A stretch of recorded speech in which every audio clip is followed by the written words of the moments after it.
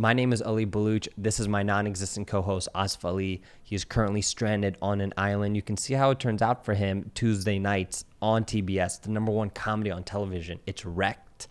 So this is the apartment, and you can hear a baby crying from outside because we're filming in an apartment in Koreatown. It's your chance to get to know your favorite diverse content creators, digital media stars, as well as athletes and musicians and influencers. This week's episode is Nathan Zed and Victor Pope Jr., one of my favorite YouTubers and my favorite Viner. We talked about the uproar they cause on Twitter with their hashtag trap covers, and we discuss how they balance their digital media life, family, and school life.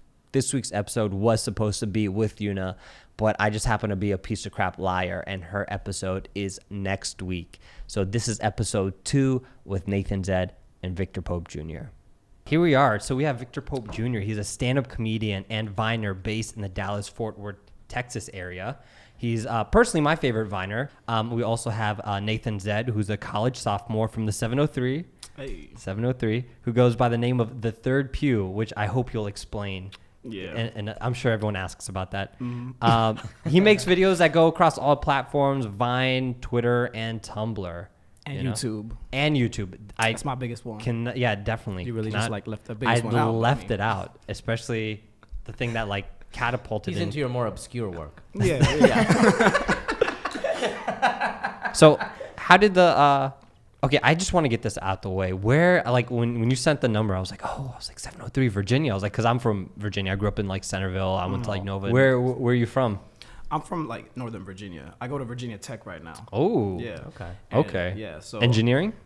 No. That's what my dad was. And that's what I thought I was gonna be till I realized I'm terrible at math. So I'm doing business, which also has mathematics in it. Yeah. But it's just less. So yeah. And less complex, because my dad was an engineer, and that was the same thing I was gonna do. I was like, my dad's an engineer, I'll be an engineer. Mm-hmm. Go down and one class. I didn't even start my class. I was like, I'm dropping this major. And then somehow I ended up in filmmaking. You feel like business helps with what you're doing? Yeah, I think that's actually probably the best thing I could do if I want to be in the entertainment industry. Yeah. So because I was gonna do film at first, and then I don't know, I just felt like I actually like business and economics and all that too. Yeah. So I found a passion with that also has to do with that could also positively impact what I'm doing on that way you're not the internet. When people are trying to offer you things and exactly. you know how to handle yourself. If I want to start my own company or something too, this could help. How's your time been in SoCal? Have you guys enjoyed VidCon? You guys were the superstars of VidCon, man. Yeah, man. Definitely Shutting not. it down. No, not really. But I'm at a really good level actually. I like where I am, where there'll be people coming up to me, but it's not no, I'm never getting swarmed. Yeah. I get to spend a good amount of time with every person. One-on-one. Yeah. So it was very fun though. Like I said, it was the third VidCon I went to, but this was the most fun that I've had ever. And every person that I used to watch growing up as a child, anyone who's ever inspired me knows who I am now. Yeah. We're cool now. So that's just it's a crazy experience. How was it for you, man? Was it your first convention? Yeah, it was my first VidCon. It was so dope. I got to meet so many fans and just talk to, like Nathan said, talk to them one-on-one, and that's what I like. I don't like the taking pictures with you and then for every 3 seconds and you just walk off. Yeah. A lot of times they'll come in your face. It's selfie and then they just walk out. Yeah. Without no hi, no nothing. Yeah. It's I want to know your story. Yeah. You know? Yeah. Why do you like my stuff? Right. Definitely. So how did you get into stand-up? And how long have you been doing it? I've been doing it since 2013. Wow. But I think back when I was in high school, I was just a tweet a lot. Yeah. And I had some. I liked my tweets, and I was like, yo, this tweet just got 30 retweets, and I was chilling with this girl. Her name was Arlissa, and she was like, do you think that makes you a comedian? And you're like, celebrate my success. Why are you trying to shit on me right now? I got 20 retweets. Yeah. But that was 6 or 7 years ago, and when she said that, it really bothered me because I was like, I could be a comedian. It's probably easy. Yeah, wasn't easy. But I could. I was right about it. Yeah, it's not easy at all. Yeah, it's not easy at all.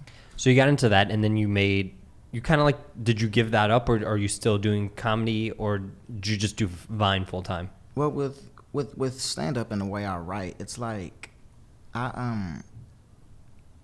with stand up with your material, you're crafting and you're just really raising this material for all week. You can tell the same jokes for 2 years, 5 or 10. I know comedians who telling the same jokes for like 10 years, Of course, 10, 20 years. With online content, as soon as you get an idea, you release it, you let it go. So it's like to keep up with the internet, I had to stop writing for stand up, and but I when I come to LA, I plan on moving to LA so I can do stand up full time, and because I'm not tired of sketches, but I've been doing the same thing for a year now, so I just want to do something a little different. Change up, yeah. So what was Elf on the Shelf? Oh, Elf on the Shelf. I saw it. It was like a meme. I didn't think somebody actually did it, but it was like a Craigslist ad of a guy who said, "I'll be your elf on the shelf for this much money." And he dresses up like an elf, and he stands on your shelf and stares blankly. He stares blankly at everybody in the party without saying a word. So I said, I'll really do this. If like you're in my area, let me know. Somebody DM me and say, "Yo, how much?" And I was like, you know what? I don't care. Yeah. I just want to do it. Yeah. We can figure it out. Just pay me whatever you want to. So I went to Party City, dressed up like an elf, and I got a chair, put it on their counter, and I just stared at everybody. I was just so empty inside. It was like liberating. Oh, it was It was like I would do this for free. Yeah. It's a different kind of feeling. So I bought my elf suit and let's do it. You just sat there. You went to this party and you just sat and just stared. Was it awkward? Were people like trying to talk to you? Were people? They were trying to break me. They were trying to make me laugh. Oh, so it was like one of those like British guards, those royal guards. Yeah, it was exactly like that. You know what this party needs? An elf. Yeah, and a shelf. But not just an elf. Yeah. On a shelf. Yeah. So how do you like navigate like school and YouTube? How do you like do that? So you're very poorly. You're full time. You live on campus, off campus. I'm on campus right now. Okay. And like I said very poorly because like I try to do the balancing of both. Yeah. And what I like preach is like the education part is more important. Of course. But pretty much what the problem is like I'm kind of failing on both ends. Mm-hmm. You know what I'm saying? But I'm not doing bad. Like I'm not actually failing. But you can't give out. You feel like you're not giving 100%. Exactly. And you're being sort of pulled in both directions. And I made a video about it where like I had like two parts of my subconscious trying to tell me like drop out or don't drop out. Yeah. It's like the two, like the angel and the devil on the shoulder. Yeah. Right. So that was just like a visual representation of what's going on in my head. Mm-hmm. So like I really like school. Like I'm really glad I went. Of course. And like school is a big thing in my family too. Like that's the only reason my dad. Like his whole family was dirt poor, and like education was a way out. Of course. And now like he has a son that's like here, and like making it like out here. So essentially, I'm trying to do the same thing. And in case like this whole YouTube thing doesn't work out, like I could be irrelevant in like 2 years. I'm not very confident in my content, is what I'm trying to say. So like I want what I'm. Yeah, what I'm trying to do right now essentially is like work on myself as a person. Work on my craft as like an entertainer, a just writer. Become like as well-rounded as you as you can be. Yeah, by the that time way you can handle everything that is thrown at you. Exactly. Right. By the time I get out of college, I'm hoping to like move out here. Of course. So that I could like I don't think I would have been ready if I went straight from high school to LA. It'd be overwhelming. And plus the cool thing about what you're doing is you guys are both building a base where when you come over here, it's not like you're just starting ground floor. Yeah. You know a lot of people just get here and they're like, once I get to LA, then I'll be a YouTuber. Then I'll become like, a social media. But it's always great to start where you're at and then transition. So you mentioned your dad and your background. You're from Ethiopia. Your family's from Ethiopia. Yeah. Oromo or Eritrean. Yeah. No, we're Amharic. Oh, Amharic. We're Ethiopian. Yeah. But like they speak Amharic. It's like from there. Yeah. So like there's not that many Ethiopian like teenagers first of all that are really like on the internet. Yeah. That have like there's a couple entertainers like The Weeknd. Oh yeah. Right. So it's like but that he just came out like and got really big in the past couple of years. Like there's not that many other ones. Yeah. Especially teenagers like Ethiopian Americans. So I just feel like I have to I don't want to say represent but like when people like see that like it's possible for like Ethiopian kids to like be out here too because otherwise you don't see it. Yeah. So no, representation's huge, man. You know, and we were talking. It does make a big effect on people. If they can see someone like them. Yeah. That's successful. Yeah. So like last year we were doing this like talk show Mornings with Fusi, which you were on, and I wanted you to come by and I emailed you and like And you said no, which was crazy. Yeah, he was like, F this, Yeah. F Boosie too. That dude's trash. No, I got an email and you're like, hey man, I'm sorry, I'm in Ethiopia. Oh yeah. Yeah, like I can't. So like, how often do you go back and visit? I literally never. Well, I went when I was like 5 years old. Yeah. And then I went again last year. And the thing was, my parents were like telling me, let's go every year, until last year when I said I want to go. Okay. And the thing was, I was never like proud of my whole like culture and like heritage and everything until last Why year. is that? It's just like where I grew up. I mean, it's just like a lot of like, there's not that many. It's just like not many opportunities. This is why I'm saying like I feel like I want to represent and show like an Ethiopian American teenager that's proud of his culture. Because I get so many messages being like, if I had that when I was like growing up, like that would have like changed me dramatically. Yeah. So what were we saying? Like why I went last year? No, how many times you go and then I love where you're going with this right now. I never went until last year because I didn't want to go. Yeah. I remember I didn't enjoy the first time I went when I was 6 years old. I don't remember why, but like I didn't like it. And then after that, like I just really was not into my culture at all, and I was pushing it away. Yeah. And trying to assimilate with like just like being white, like being like the American. Just to fit in. You don't want to stand out, you know. Yeah. You think part of that was because you hadn't seen your culture in its like natural sort of area. I think so it you is. could really be like, wow, this is a real thing, not just a song or an outfit. It's more than more than that. But like there's such a beautiful like rich culture there, and I just wasn't taking advantage of it. Absolutely. I felt the same way, man. Growing up in Northern Virginia, like I don't want to be Afghan, man. But then it wasn't until like I kind of got older and I was like, you know what, it's like something I love. The culture is beautiful, this and that. And then so like my friend has like these Afghanistan like clothing line, and I'll always no matter what I do try to rock my like Team Kabul or Team Afghanistan. Bro, yeah, I was doing the same thing a couple of days ago. Yeah, just because like it's like if like, you know, if kids like young Afghan guys and girls can see like, oh, he has like somewhat of a social media following and he's comfortable in his own skin being Afghan, then I can too. Yeah, then I can too. And I don't like, I went through hell growing up, and I don't want other kids to be that ashamed, you know. And I feel like you were kind of going through the same like with that. I never like when I was growing up, there were not that many other just black kids, period. Like brown or black, like it was mostly white kids. I remember one time. Did you go to Lee or West Springfield? I went to Lake Braddock. Oh, you went to Lake Braddock. Yeah, it's weird that you know that. It's like Springfield. No, not that you know that. Like the fact that you're from Springfield. Like there's not that many people out here. Yeah. But I remember there was like a day where like people brought in their food, like the culture of food, and I brought in injera, and I remember this one kid like threw that shit on the floor, and like people laughed. People who don't know what that is. It's like the bread that you eat with. Yeah. So like, I mean, I didn't like think about it at the time, but I feel like that was got to me. Yeah. So like things like there's like microaggressions and shit that like built up over time, and I didn't really realize it until recently. Like I want like it being, regardless of what it is, race, culture, sexuality, like embracing who you are and loving that is like life changing. It's like such a big part of your life. Yeah. And the fact that I get like messages like that saying like I helped them like embrace whatever it was. Yeah. Like that's crazy. Like that's such a big part of your life. For me to impact you in that way is like that's all I really want to do while I'm here on this earth. Absolutely, yeah. That's amazing. It's amazing. Yeah. Man, we got real deep. I apologize. No. That's what we're going for, you know. And it's funny. You went to Lake Braddock. My uncle, when my family first came to Afghanistan, came from Afghanistan to the U.S. We settled in Springfield, and my uncle went to Lake Braddock. Oh wow! And he graduated from Lake Braddock High School and everything. So that's wild. Small world. How's it growing up like in DFW, or should I just say Dallas? I don't know, because I don't know. DFW. Okay. Did you like it? Did you want to be like, because like were you in the suburbs? Were you trying to get out of the area? Were you trying to be like, you know, this place is like confining me and my creativity? Well, were you always like a creative person growing up? No, I was well in my mind. No one knew it. Yeah. But yeah, I was always pretty creative. But growing up, my family is like from the like poorest parts of Fort Worth. So there was like so we moved out of Fort Worth when I was like 8 or 9, and so we moved like 30 minutes away to the suburbs, and that was it was really dope. It was polarizing just seeing how you lived in different worlds. Yeah.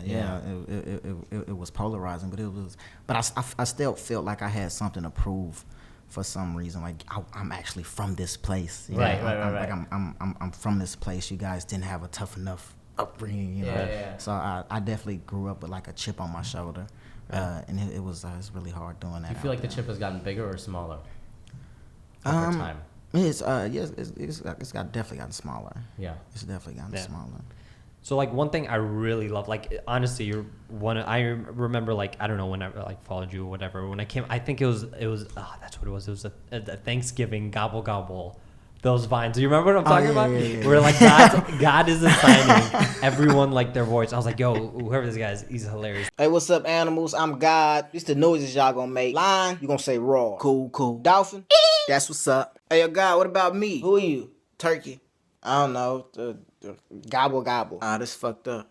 But like, you know, that was actually a stand-up bit. Oh, and yeah. No, I was like nothing on Vine was working. I was doing like the relatable stuff, adding sound effects. It was all horrible. Yeah. And I was just like, you know what? I'm gonna just see if I can do what I do on stage, if I can do it on Vine. Yeah. It worked perfectly. It translated even better. And I was gonna ask that, you know, like since you use like all these like little quirky, clever like sketches basically on Vine, do you like both of you guys, you know, you guys don't do like these hacky vines where it's like these generic memes and like first of all, like thank you for not doing that. I don't think people and it's just like not doing hacky stuff enough. It's like, you know what I'm talking about. It's like the music and then that's easier to do. Exactly. And it's more beneficial, to be honest. Yes. As far as, you know, I feel like it cheapens, you know, the quality of like, if you want to call it your art, you know? But do you feel like now that you've like have established a big following, do you like, all right, now I want to like reach out to a wider audience by doing these like hacky, cheap, easy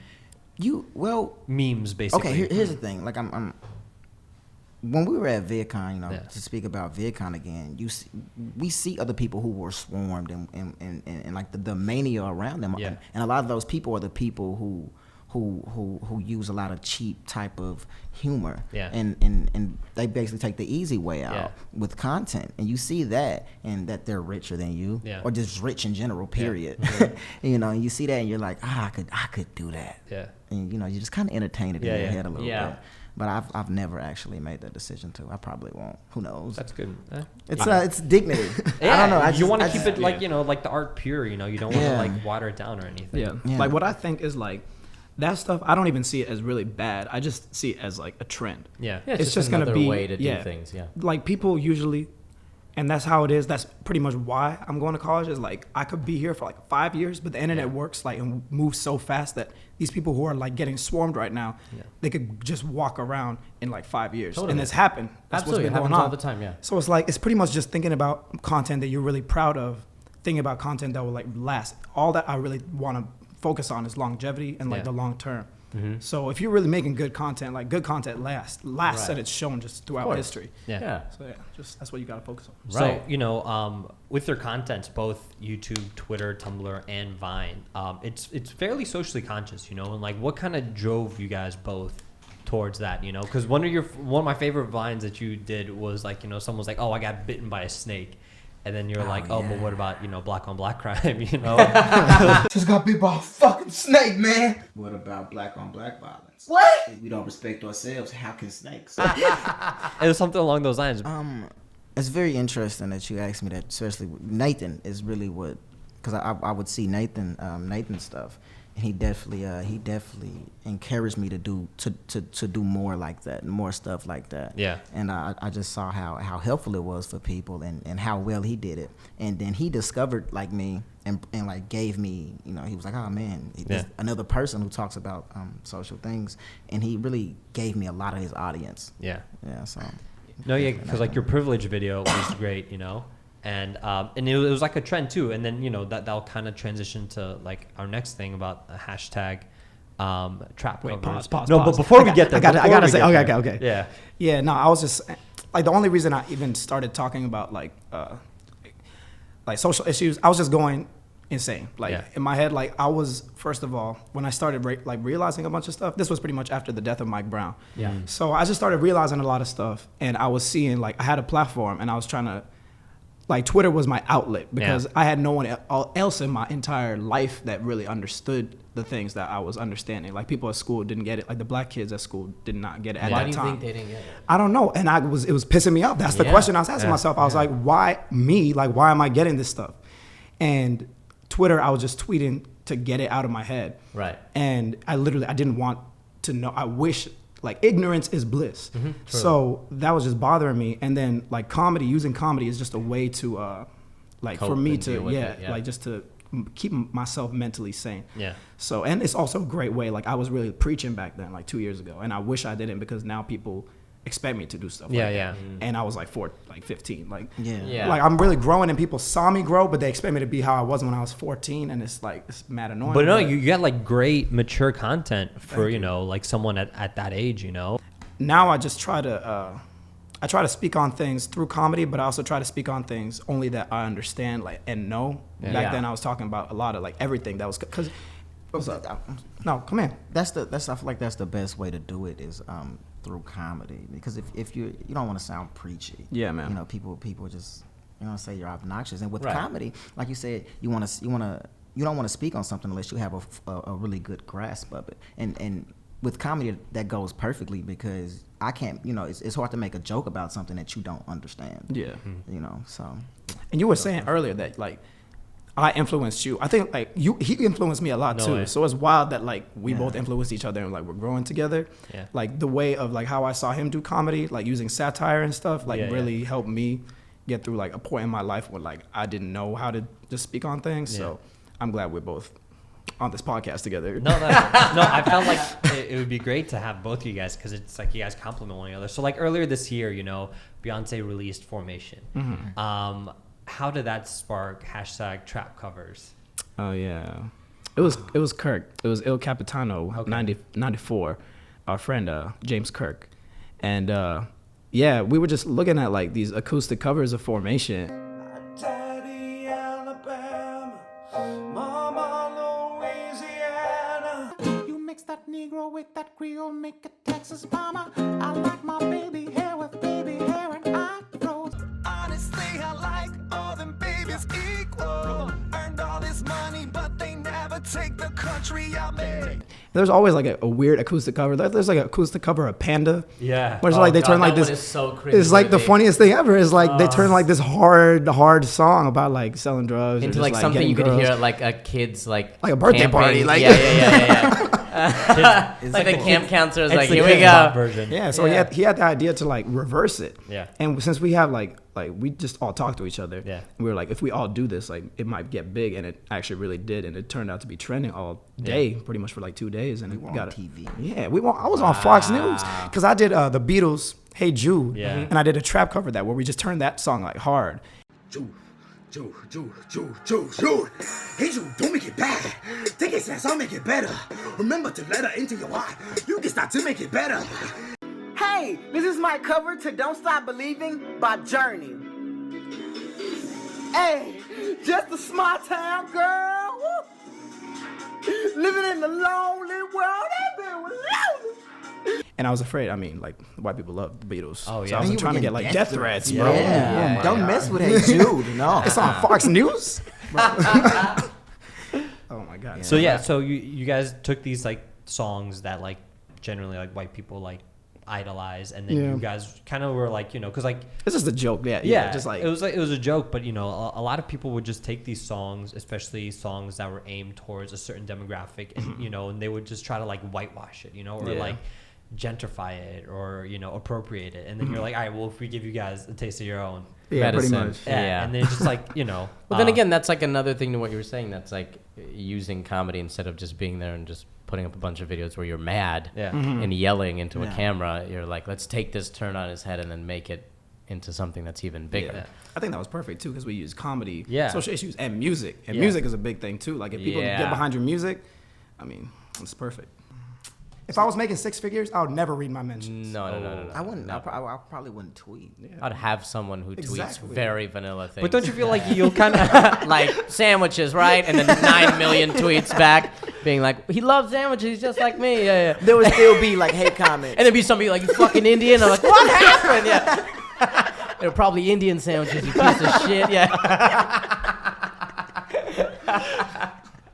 I feel like a lot of people do that, people like destroy themselves over that. Ashton Kutcher did that over the Jerry Pandesky thing, where we try to be like, oh, poor guy, when he was like, dude's a like pedophile, the Sandusky thing. Yeah.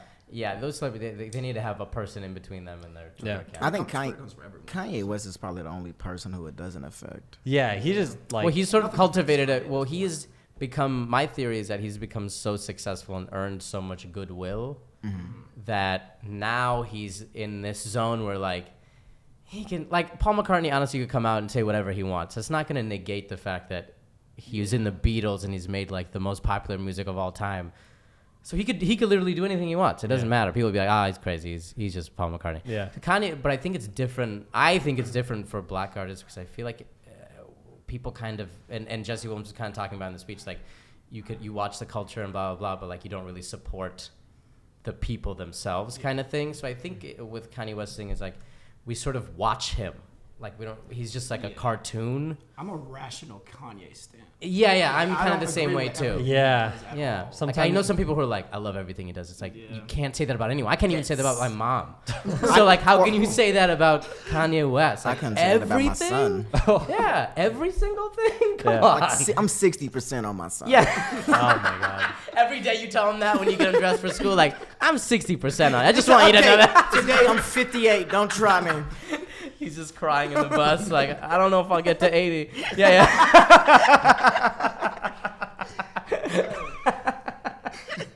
So, laying off the serious topics and bringing it back, how does it feel being like called or being labeled by the Hank Bros? I don't know the guys, like one of the top 5 YouTubers to watch out, and keep an eye out, because I think he did like 2 years in a row. Yeah, well, props. They were right. I mean, what can I say? Like, I'm popping. They're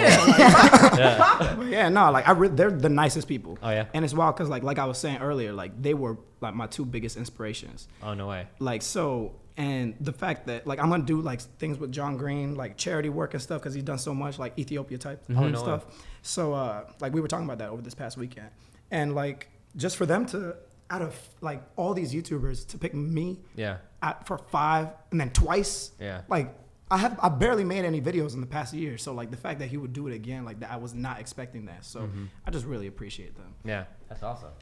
So one of your bigger videos or biggest video was this. I wouldn't say call out video, but it was a response, or it was to Nash Greer and his Homeboys. Yeah, I would have approached that differently now. What did just people who don't know. So to give you guys back, or do you want to give background? They were just doing like a video where they were talking about like. I don't even remember this. It was like 2 years ago, but I'm mad that this is my most viewed video. But I feel like it was a very important. I like how it turned out, and I like how people responded to it. Right. So what did he do? They were making a video where it's like what guys look for in girls, and it was just talking about like just a bunch of stuff. And I was just reading the comments where like they were just talking about stuff like, yeah, you got to do this, you got to do this. And it wasn't like rational things. Chase is such a big part of it. Like, if you play too hard to get, then it's just like, oh, she didn't even like me. But if you play it easy, it's just like, oh, she's a whore. It's like, oh, she's a whore. Because they have a very young, impressionable audience. Right. So I was just talking about like this was a big thing for me early in my my YouTube thing was just like use your power responsibly, and I felt like what they were doing with like making a lot of like their audience feel insecure about like stuff like. It was very objectifying. Yeah. And so he made this video just responding to it. But I was like angry in that video, and I didn't really like how I like. That's why I said I didn't. It was great. Thank you. You picked it apart. Sometimes you gotta be mad though. I don't know. Like I just don't like the whole calling out thing. Like I don't do that too much anymore because usually people, if you literally just have like a 2-minute conversation with them face to face, like they can understand what you're talking about. Yeah. But it's so hard over the internet, especially Twitter.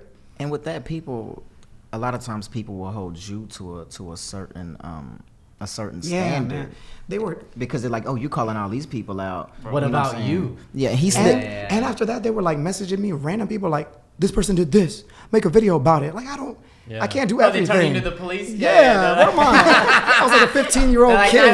Call them up. Somebody did something on the internet. Yeah, man. So I'm just trying to chill on all that. But I did like how I think there was like a very positive impact on that video. So I'm glad about that. Did you run into them at VidCon? I have not. I'm a little You think bit it'll be awkward? I don't think you'll know who I am. I look completely different too. Have like people reach out for collaboration? Because you don't really collaborate that much either on YouTube.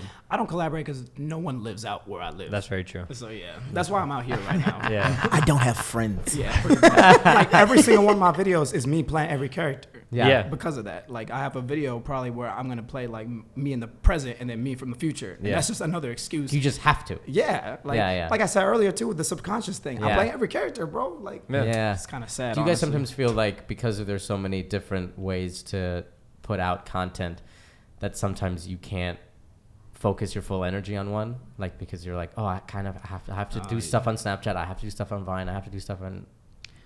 I just feel like it could easily just all be on one platform. Yeah. You know, there doesn't.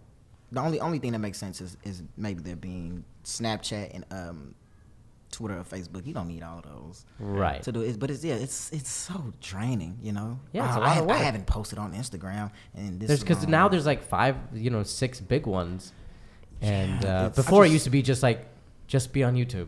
Yeah, and link to it, and you're fine. Something new is always coming out. I just try to focus. Yeah. Like I try to put my best content on YouTube. Right. And then I was doing Twitter for like a lot last year. I blew up on Twitter, and I was focused on Twitter last year. And it's like if you're really trying to like Snapchat over here, and you're like, dang, now I got to vlog like the same exact thing over here. Yeah. It's like that's too much. Like just pick on one what you really and like. be good at it. Yeah. So over the past year, some really cool people have reached out to both of you guys. You know. So a certain female celebrity. Here we go. Wow. Yeah. We're going there. Wow. We're going there. Let's go there. Let's go there. So, well, we don't want to drop names, but you know, certain Zendaya, you know. What? Where did this go? She reached out. She's a fan. You know, how has that been? Like having like, you know, like doing videos at home in like the suburbs of Northern Virginia, and then having like a celebrity from Hollywood, well known to be like, I have with your stuff. There's like. I wouldn't call her a fan. I mean, she took like a Supporter. year to follow me back. I mean, it was fine. I was in a very. Were you like just tweeting her every single day? I'm only talking to you because you have to follow me back. You know that, right? Yeah. Like she was favoriting my stuff. She was teasing me. That it was on messed purpose. up. Yeah, I know. She definitely likes you. Yeah, nah, she cool. We haven't talked or nothing, but she cool. I really do have a lot of respect. Because tabloids for her. picked that up for like a day or so, you know. Like, I really do like have a lot of respect for her. Pretty much anyone, like Amanda. Amanda Steinberg. Yeah. Amanda, yeah. I've worked with her. Steinberg. Yeah, you guys were she's on awesome. that I did TV Craig show. Robinson's show. Yeah. Anyone that like takes the time to like speak out, because you don't have to speak out. Yeah. They speak out about social issues, and they have like really big platforms. Right. So I mean, like anyone that messes with my stuff, I used to be like freaking out with like celebrities and stuff. Yeah. But, you know, like I said, I'm popping. Like I mean, it's just another thing now. You're growing. It's like I got money. Yeah. It's to be expected. Right. Nah, but like everyone's been really cool, and I just appreciate when people like Props appreciate are always me. good. It doesn't matter who it's from. You didn't send out a tweet like, "Hey, I'm gonna be in the." Yeah, I was like, please take me to prom if this gets 50,000 retweets. And she was like, Curve? You weren't like, hey, I'm going to be. She just saw her phone and she was like, I'm surprised she didn't She was block like, me. this follow was a mistake. No, but like coming out to LA, like, hey, let's do a collab, let's do a vid. Nothing. You don't want to just. Bro, I'm not trying to get curved again, bro. Okay, understand. You haven't DM'd her yet? you can only get curved so many times before you get the message. I know I'm not getting, there's no reply in my DM. Like, because I'm going to DM her, no reply, and I have to delete it, pretend it never happened, delete it from my memory. No. But this has happened too many times. But you just I won't- can't do Let's this not with go down. This is not the right podcast. This has happened with girls that don't have 1 million followers. You get curved by regular people. Celebrities are not the way. Like girls that are gonna be in like Spider-Man. No, but like, just for like working creatively, Yeah. Nothing. Just Let me get this confidence up. okay. Yeah, here we go. What would you ask her to be in? Yeah. A sketch or something, right? Yeah. A vlog? Just my be in the vlog. background. Yeah. Yeah. And Timothy De La Ghetto hit you up Yeah. not so long ago Yeah. and was like, write me stuff. That was amazing. Yeah. Yeah. So how was that? Have you like spoken with him ever since? No, I haven't spoken. I mean, we tweet a lot, but yeah, he reached out to me, man. I almost fainted. I No love way. Timothy. Yeah, I grew up watching him. Like that was really surreal. It was really dope. Did you see him at VidCon? No, I didn't. Okay, I don't know if he was there. Like, I was on a panel with him. He's one of the coolest people. Oh yeah, yeah, for He's sure. So cool, man. I love Timothy. Yeah, man. I love Timothy. And he's Yeah. been able to stay relevant for like a long. He's like, one of the he's original. An OG. Yeah. He's done a lot of videos with Fusi and or like at least one that we shot like a couple years back, and he had like a small amount of subscribers, and he was like, yeah, I'll still collab with you. Super nice guy, What do you guys think is the key to staying relevant online? Ooh, that, yes. Because you guys mentioned Timothy, and he's been And relevant for quite some time on that medium. And there's always that fear not like being you were too saying, confident in your content? How do you like, or are you like constantly struggling now? It's summer break. Or are you like, all right, I gotta go? Yeah, I'm trying. Like, I've been doing this for half a decade now. Wow. And I barely post. And I built a very dedicated fan base. Yeah. So whenever I do post, like, people will watch it anyways. Yeah. So right now, I'm like, I feel like I plateaued. I have not dropped, which I'm very grateful for. Yeah. That's what I was afraid of. Yeah. But I have not skyrocketed either, which would be easy. Like, I know I could have done it if I was like posting every week. Yeah. So Consistency is everything. That's everything. yeah. So right now, I'm just hoping that like this keeps going on. Like, I'm gonna post more this summer and stuff. Yeah. But like, I'm hoping that I don't get to that point where like I drop completely. Yeah. Like, I'm still getting a really good amount of views for like the amount of time or videos I post. And I think it is like people can see like how passionate I am every time I do post. Like every time I post something, I spend so much time on my videos. So I was about to say like your videos, like a lot of editing goes into it, you know. Like, and I wish I didn't because then I could post more. Yeah, because you set the bar pretty high for yourself. Yeah, that's the thing. One, I set the bar high, and two, I barely post. So like, if I post in 3 months, I can't just post some dumb video. Yeah. So and we talked about the diarrhea content, the diarrhea thing. Yeah, okay. I want to know about this diarrhea. What does this mean? What does this mean? Yeah, the it's the diarrhea philosophy. It's pretty much, you know, you just shit out as much stuff as possible. Yeah, it's like just because you're dropping all this shit, you know, you can get popular off that if you just make a video every day, just because of how, you know, YouTube works. Right. So if you post a lot of shit, you drop a lot of shit, and everybody bigs you up just to be like, oh, this is wonderful, but you're not really shit. But you're not really doing anything. It's still shit. Yeah. Like, no one is being like, I want to go watch that video he posted last Tuesday. Like, no one's doing that. It's just more of like putting out content just for the sake of doing that, to stay relevant, or just to satiate the constant need of entertainment that everyone has, I guess. Yeah, that's all it is. It's horrible. Yeah. Do you guys like see yourselves segueing out of YouTube and Vine and into like traditional media, TV, television? You will. I'm chilling. So like, are you like once you're like done with school, do you plan on taking YouTube full time, or do you like? I don't know. And like I said, I'm really just trying to grow into myself and become like a more confident entertainer. Yeah. If I was I don't think I'm that great of a speaker. Yeah. Or actor. But hopefully within the next 3 years, I can be. So if there's like an audition or a speaking engagement, like I will just be like, let's go. Yeah. Right now I'm like, no, thank you. Yeah. So like I'll let you know in 3 years. I can see it. I definitely can see it. What about you? Yeah, I'm definitely gonna keep doing the sketches and of course the stand up as well. Do way more stand up and definitely try to get into. We'll have to do shows together. Yeah. When you move out here, that would be dope. And try to get into acting. Okay. Get better at acting and get better at stand up and just being more comfortable. Yeah. You know. Yeah. That's important. It's just because like you're usually like just alone in your own home, but the second like it's like live. Yeah. You're out here. And now there's like 30, 40 people on set.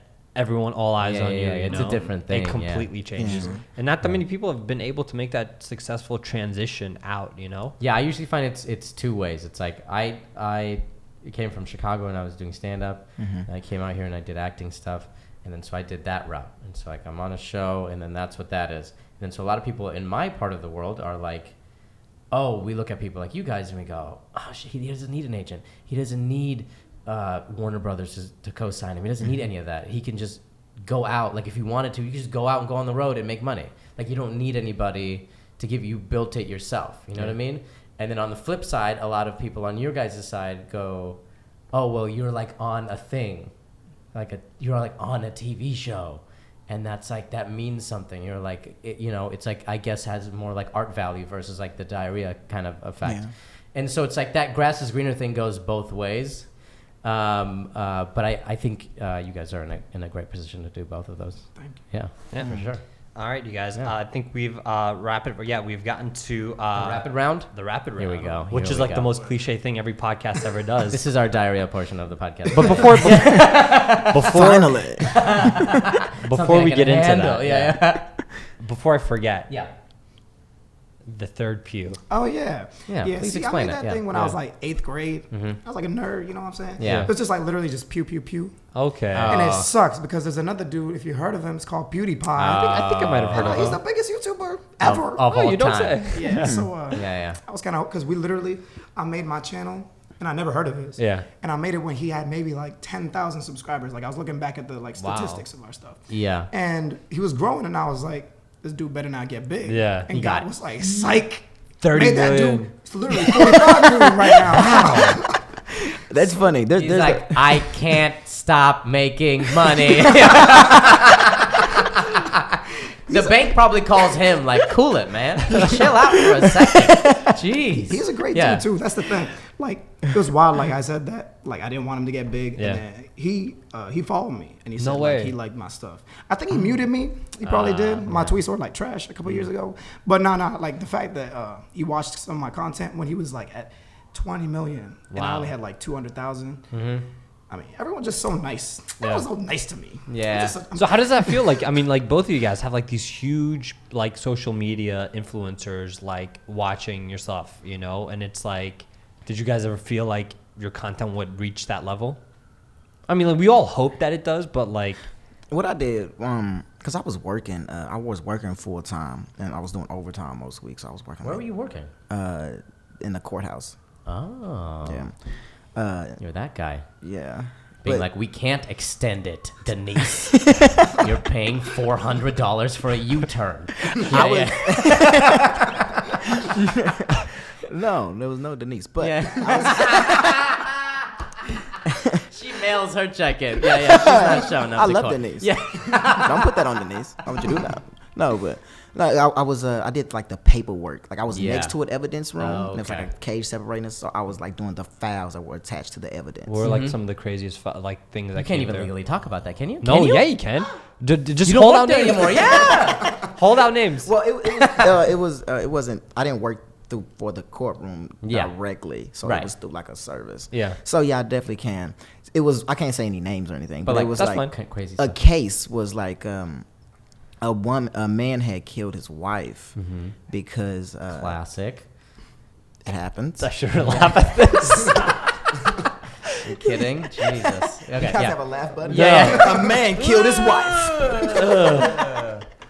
No, but he killed his wife, and he was going through her journal, her diary, and he saw that she was like writing down like about her affair and how she felt about him, and that was evidence. So he found it, went through it, and killed her. Oh my God. That was in the evidence, like it was scanned. We had to scan stuff like that, and I scanned it. But when I scanned it, I didn't read it on purpose. But like, you gotta look. I gotta look. I mean, you gotta make the day go by somehow, right? Oh, it was so boring. So I'm definitely reading the murder diary. Yeah. You're like, that's the Harry Potter of the evidence, right? This is great. I want to send this in to someone. I have it now. I have the manuscript. Yeah. My God, is that like a thing when you see things like that? Was it just like? I feel like if I was in that position, I'd be like, oh God, life is short, like immediately in my face. No. Why? Because I was just so. I mean, at first when I first started working there, but then you got used to it. Yeah, because I would see the pictures. I had to scan the pictures of the crime scenes.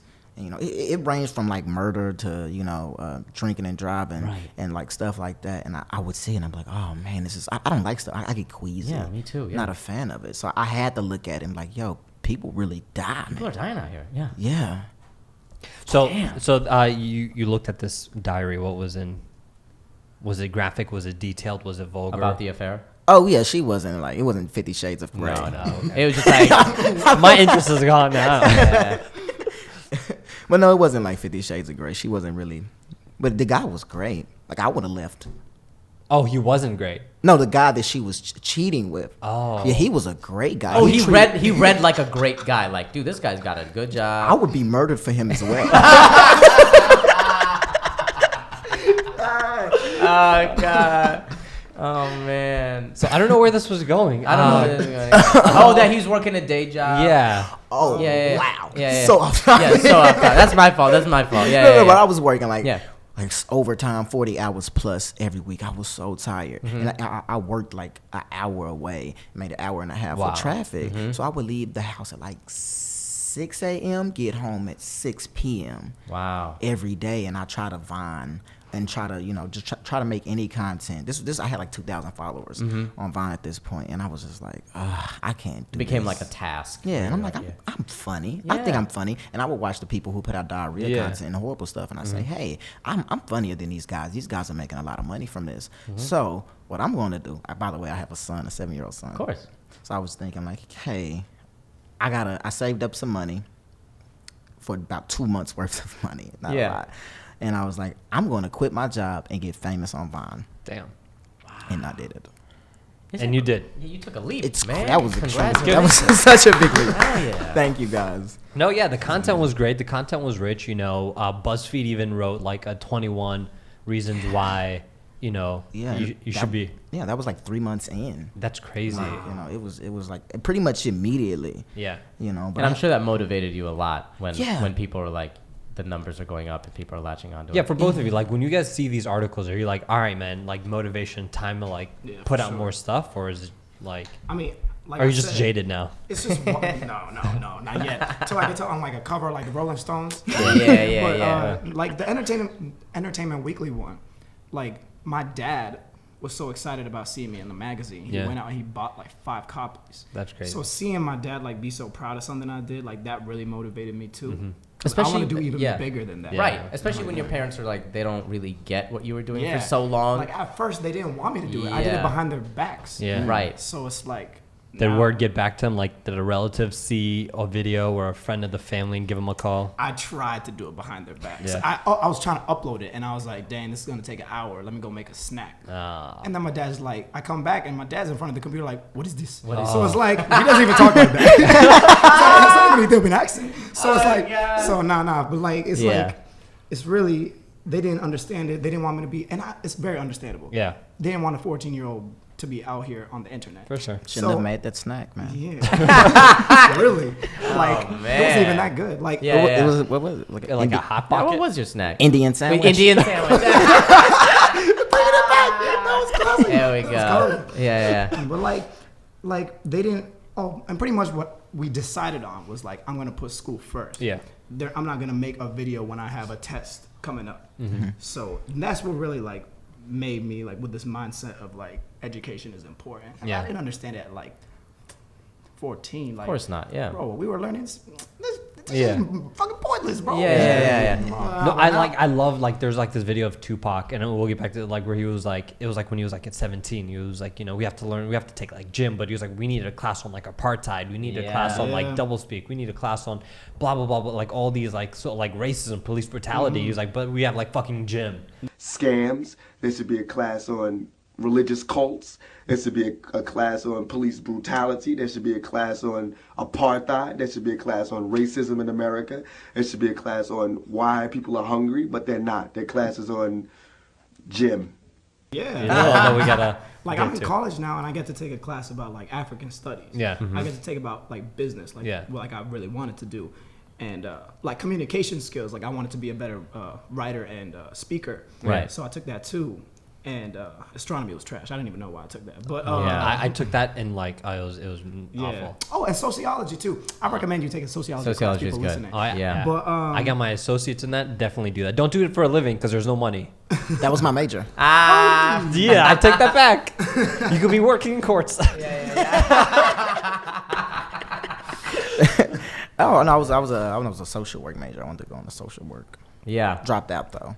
I just I thought that'd be too much to like get into social work. That's a hard job, man. Social working. Yeah. I pivoted it right into film school, but so yeah, now you're taking classes that you want to take and you want to do your things. So now are they a little bit more supportive of like the content? Definitely. They're very proud, and it's great to see like they watch every video. Oh, okay. So like I can't say certain things. Sure. And I actually like the fact that like I'm very I cursed a couple times on this podcast. You guys bleep the. Do you want us to bleep what I say. Okay. I didn't mean to do that. No. Like if you're serious, like if your parents will be watching they this, might. They really might. Yeah. But no, everything else is fine. Okay. Yeah. But like I just like the fact that like any of my family could watch my videos, whether like no matter how old they are, and they could be proud of that. Yeah. Like it's not like vulgar. Yeah. So I like clean comedy. I feel like I could be limited by it, but I feel like it's also pushing my boundaries to be more creative. Exactly. Yeah, definitely. So yeah, like my parents really influenced me in a very, very positive way. Yeah. Awesome. So you guys, we're in the last segment that we try to get into, but then we all get derailed because me. Yeah, we all get derailed. It's good. Yeah. No, we had great conversations, great insight. So like the last, we'll do 3 rapid fire questions.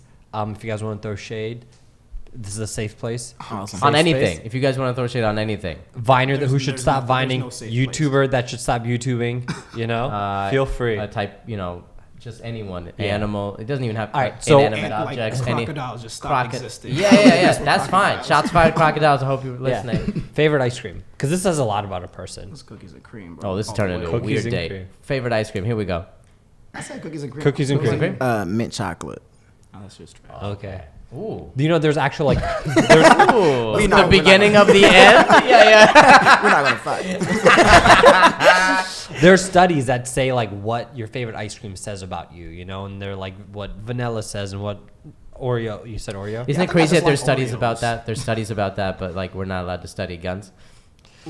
Well, we're not gonna open up that can of worms.